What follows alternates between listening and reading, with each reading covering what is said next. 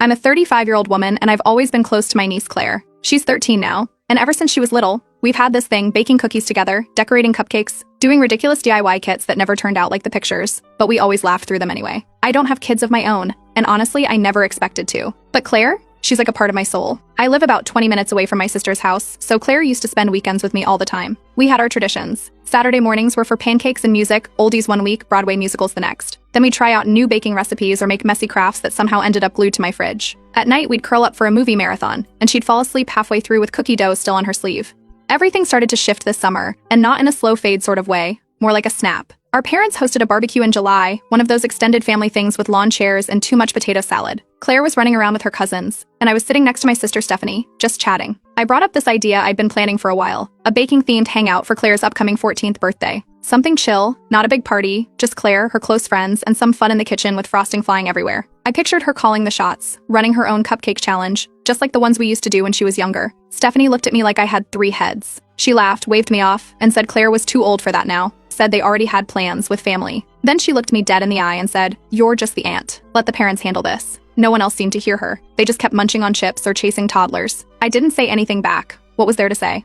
She'd never exactly loved how close Claire and I were, but this felt different, deliberate. After that, I started getting left out of group messages. Normally, the family texts would include me, details about birthday plans, school events, casual get-togethers. Suddenly, I was hearing about things secondhand. When I asked if something was wrong, Stephanie just said Claire was maturing and I needed to let go of the old dynamic. She actually told me I was trying too hard to be relevant. One night, a few days later, I got a message from Claire. She just said, "Hey, are we still doing our baking day soon?" I stared at the screen for a while. Part of me didn't know what to say. I didn't want to put her in the middle, didn't want to make things harder for her at home. But I also knew I wasn't doing anything wrong. Claire wanted to spend time with me. She missed our thing. That mattered. So I decided I wasn't going to ask permission anymore. I wasn't planning a birthday party. I wasn't doing anything in secret. I was just making a space for my niece to feel like herself. I booked a local community kitchen space, small, clean, tucked away inside a neighborhood center. I dipped into some extra savings I had for my last work bonus. I kept the invite list tight, just Claire, a few of her closest friends, and 2 of our younger cousins who always came to my baking nights. I called it All the Things We Love. Each baking station had its own apron, custom designed with little cupcakes and the girls' names embroidered across the front. I prepped decorating kits with different types of sprinkles and frosting tips. I made a playlist of Claire's favorite songs, the ones she used to sing at the top of her lungs in my kitchen when she thought no one was listening. I didn't tell Stephanie. I knew she'd blow up. But this wasn't a competition.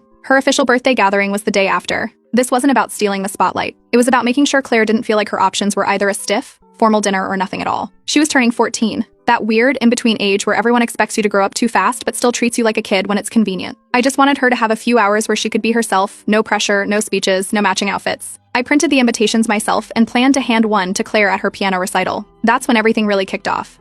But even before the drama started, even before Stephanie found out and made it messy, I knew one thing for sure. I wasn't going to disappear from Claire's life just because someone else felt threatened by how much she loved me. I gave Claire the envelope after her piano recital.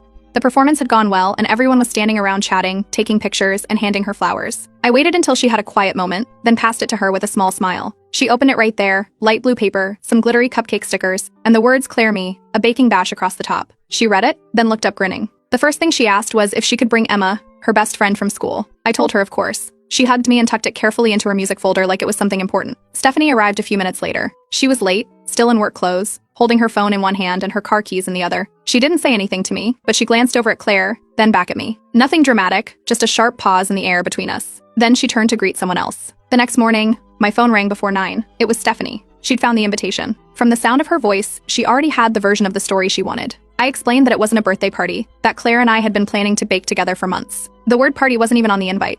It was just a baking afternoon. Claire, a few close friends, some cousins. Nothing big. That didn't land. She said I was pulling focus, that I wasn't the parent, that I needed to stop pretending I was more important than I was.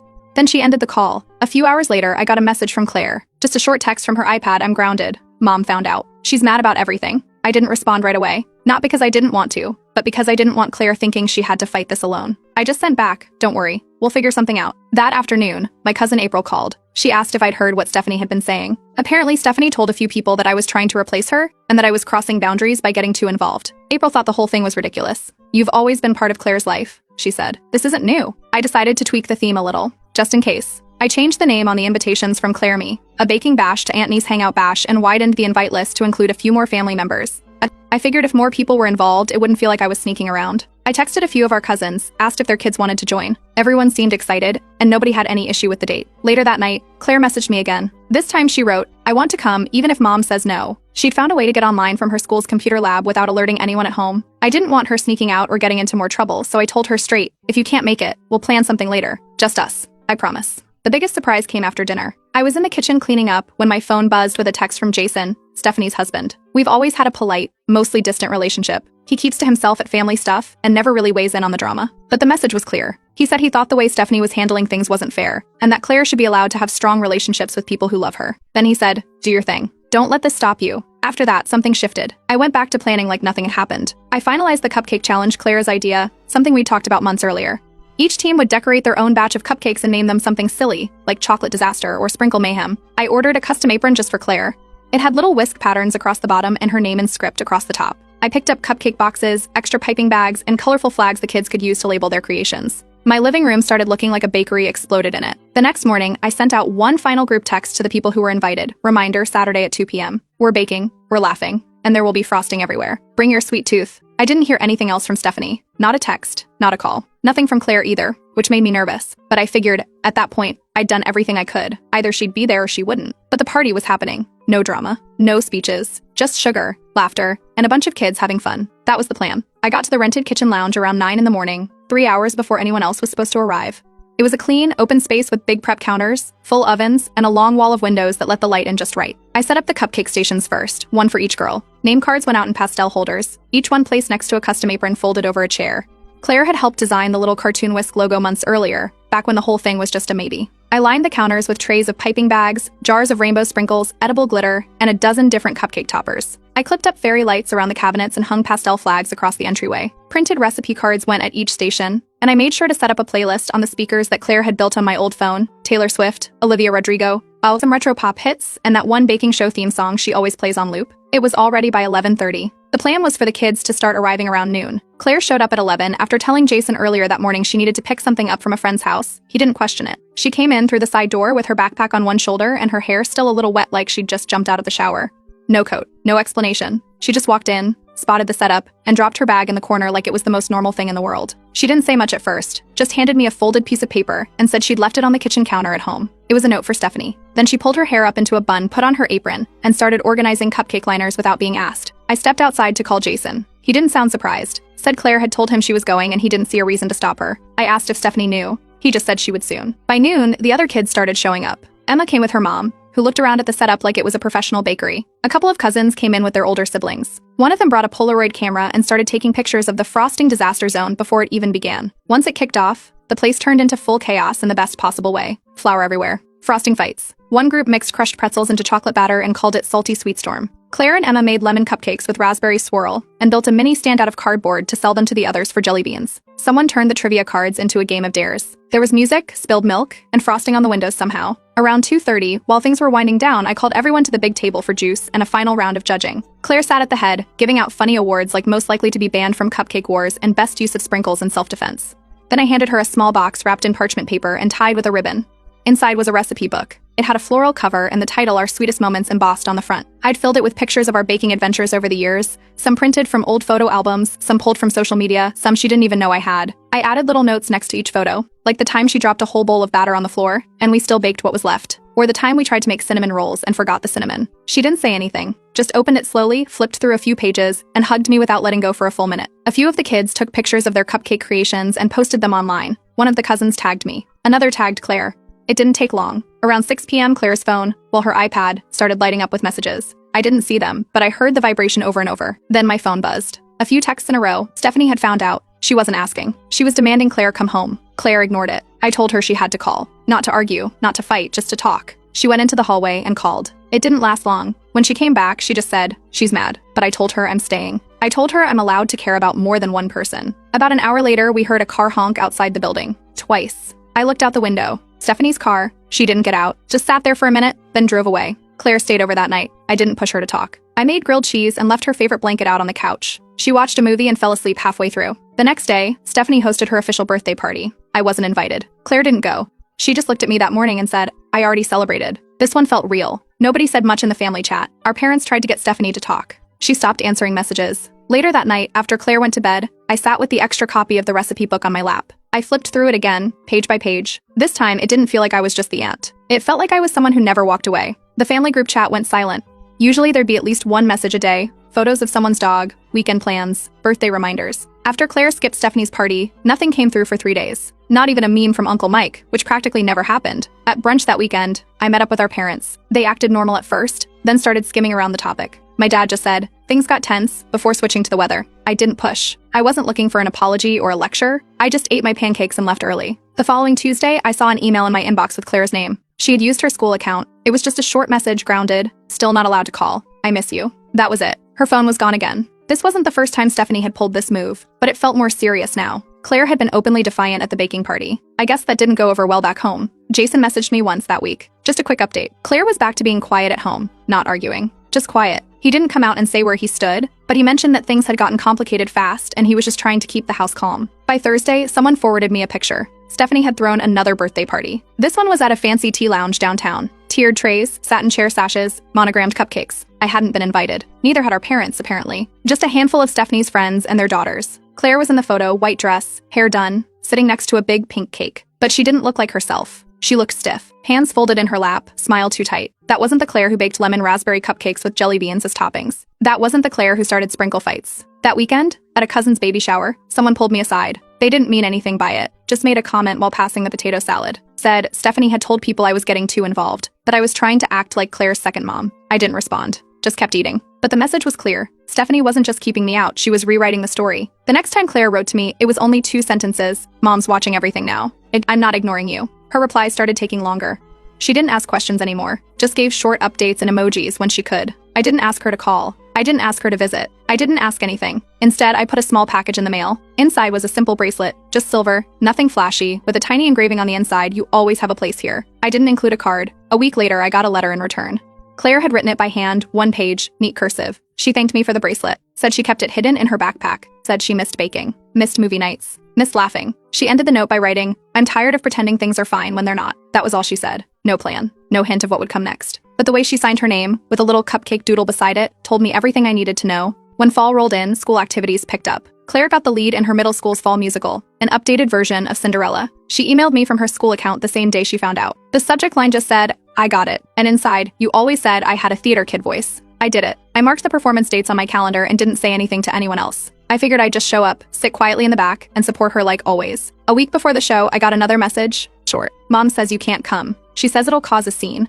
That was it. Stephanie hadn't talked to me since the cupcake party. No messages, no calls, not even eye contact at family events. But Jason admitted she still kept tabs quietly, asking around or checking Claire's messages when she could. 2 days later, the school sent out a volunteer request. They needed parents to help paint sets, pass out programs, chaperone backstage. I signed up to help with set painting and got a polite rejection email that afternoon. "We're limiting volunteers to parents and legal guardians this year." It wasn't hard to figure out where that came from. I sent a text to Jason, asking if Claire was okay. No response. Not even a read receipt. Later that week, we had a family dinner at our parents' house. Stephanie showed up last, stayed mostly quiet, and left early. Right before she left, she dropped a casual comment in front of everyone. "Claire's been more focused lately, less distracted." She didn't say my name, but the message was clear. That night, after everyone had gone, I helped clear the table. While drying dishes, I found a folded paper wedged under my purse. It was the printed program for the school musical. On the inside cover, stuck with a yellow sticky note, was one line written in Claire's handwriting. "Please come. Sit in the back. I'll find you." Opening night, I wore a plain black jacket, tied my hair back, and slipped in through the back doors 15 minutes early. I sat in the last row, far left side, behind a couple of dads who didn't look up from their phones the entire time. Claire was incredible. She wasn't just playing a part, she owned the stage. Every scene, every line, every song. She looked confident and steady and absolutely in her element. When the cast came out for curtain call, she scanned the crowd. It took her a second to find me, but when she did, her face lit up like I'd turned the stage lights on myself. She didn't wave or call out, just smiled, big and real. That was enough. I waited until most of the auditorium emptied before getting up. I didn't want to cause problems or cross paths with Stephanie. As I moved toward the doors, one of Claire's classmates stopped me near the exit. She pointed and said, "She talks about you all the time. You're the aunt with the bakery parties, right?" I nodded and said, "Something like that." That week, Jason dropped Claire off at my house after school. He didn't text ahead, just pulled into the driveway and Claire got out with her backpack. He gave me a nod before pulling away. I opened the door and Claire walked in like she'd done it 100 times. Shoes off, bag on the hook, straight to the kitchen. I turned on the kettle and started pulling out the ingredients for our usual chocolate chip cookie dough. We didn't talk about the show. We didn't talk about Stephanie. She rolled up her sleeves and started measuring flour, like nothing had changed. Because between us, it hadn't. It had been close to a year since the cupcake party. What started as a small gathering had turned into a full-on fracture. Things didn't blow up all at once. It happened in slow, quiet pieces, group chats thinning out, missed invites, one-word answers at family dinners. But the real turning point came one random Tuesday night when my phone lit up with Stephanie's name. She didn't waste time. Claire wouldn't be visiting me anymore. Not for baking. Not for school nights. Not for anything. That was her final word. 2 days later, Jason called. His tone was different from usual, more direct. Claire wasn't fighting at home, but she'd gone quiet. She skipped dinner twice, stayed in her room, didn't speak to anyone unless it was school-related. According to Jason, she wasn't angry. She just stopped showing up emotionally. He didn't say the word depressed, but he didn't need to. That weekend, Claire came to my place. Jason dropped her off with an overnight bag and a box of art supplies. No discussion, no drama, just a nod. We didn't do anything fancy. We made grilled cheese and tomato soup. She picked an old rom-com from my DVD shelf and fell asleep halfway through. In the morning, we painted each other's nails. Hers came out smudged, mine somehow ended up with glitter in the cuticles. She stayed 2 nights. On Sunday evening, before she left, I gave her a small box. Inside was a cupcake-shaped keychain. Attached to it was a spare key to my house. I didn't make a speech, just told her that now she'd always know where she was welcome. She didn't say anything, just hugged me and put the key on her backpack zipper before walking out the door. The fallout hit faster than I expected. By Wednesday, a woman from our church mentioned to Stephanie that she'd seen Claire and me together outside the grocery store. Nothing dramatic, just Claire grabbing a bag of flour while I held a basket. That was enough. Stephanie left me a voicemail that evening. 1 line, no greeting. Just, you are not her parent. You are poisoning her against me. And I'm not letting it continue. I didn't respond. I didn't argue or explain. I knew it wouldn't change anything. By now, Stephanie had rewritten the entire story in her head, one where I was some threat to her authority instead of the aunt who raised Claire on frosting and paper crafts. That Friday, Claire emailed me from school. It wasn't a long message, just a file attachment, a school writing assignment. The title was A Place That Makes Me Feel Safe. She described my kitchen down to the smallest details. The owl-shaped timer, the mismatched mugs, the drawer with nothing but cookie cutters, the way the light hit the corner of the counter around 4 p.m.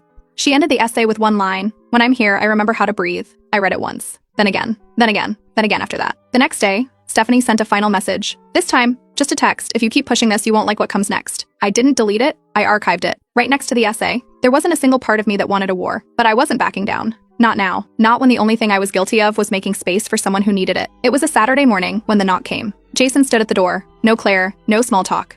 Just a look that said he'd already played out every version of the conversation in his head. Inside, over coffee, he explained everything.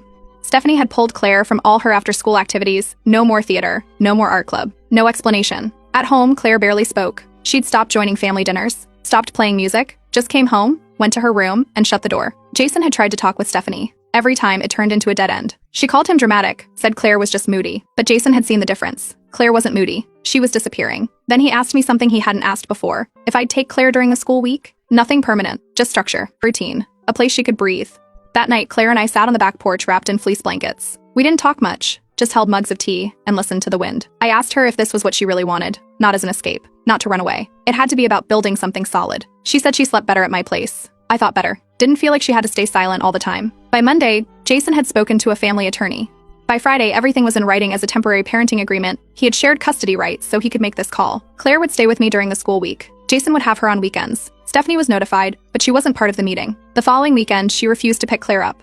Jason went alone. There was no message, no call, no knock at the door, just absence. I didn't chase it. Neither did Claire. Our parents checked in with Stephanie, quietly. No pressure, no blame. Just one clear sentence. This isn't about control. It's about what Claire needs. In the weeks that followed, things changed fast. Claire's grades came back up. Her teachers emailed updates. She started sleeping through the night. Every Friday, we made something sweet, brownies, cookies, apple pie. Sometimes she invited friends. Sometimes she didn't. But every time, she smiled more. We didn't talk about Stephanie. I didn't bring her up. I didn't trash her. I didn't ask for loyalty. I just kept the lights on and the door open. By the end of the semester, Claire asked if she could stay full-time. Jason agreed. I said yes. I told her parents that I wouldn't be the one reaching out anymore. Not unless Stephanie acknowledged the damage. Not to me, to Claire. Until then, there was nothing to fix. Stephanie never replied. Claire's 15th birthday came. No message, no gift, no mention. We threw a small dinner. Jason, our parents, a few cousins, Claire's best friend. She decorated the table with yellow napkins and sunflowers. After the cake, Claire stood up. Calm, steady. She said, "I didn't pick a side. I picked a home. One that lets me be myself." And that was the last word anyone needed.